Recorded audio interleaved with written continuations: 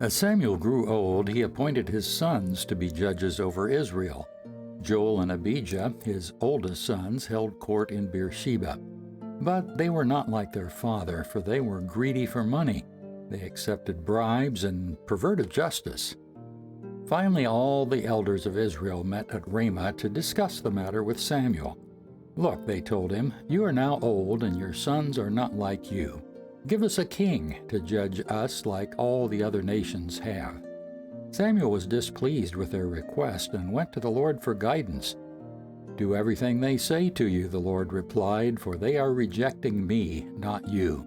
They don't want me to be their king any longer. Ever since I brought them from Egypt, they have continually abandoned me and followed other gods. Now they are giving you the same treatment.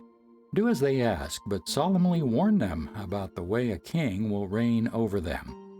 So Samuel passed on the Lord's warning to the people who were asking him for a king. "This is how a king will reign over you," Samuel said.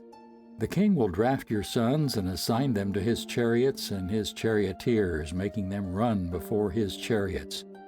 Some will be generals and captains in the army. Some will be forced to plow in his fields and harvest his crops. Some will make his weapons and chariot equipment.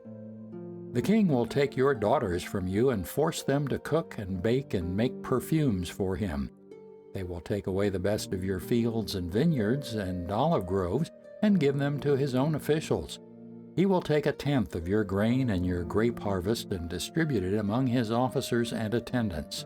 He will take your male and female slaves and demand the finest of your cattle and donkeys for his own use.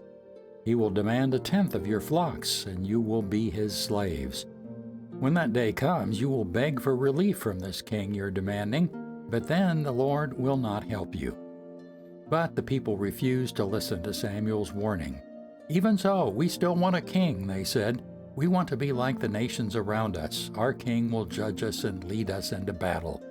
So Samuel repeated to the Lord what the people had said, and the Lord replied, "Do as they say, and give them a king."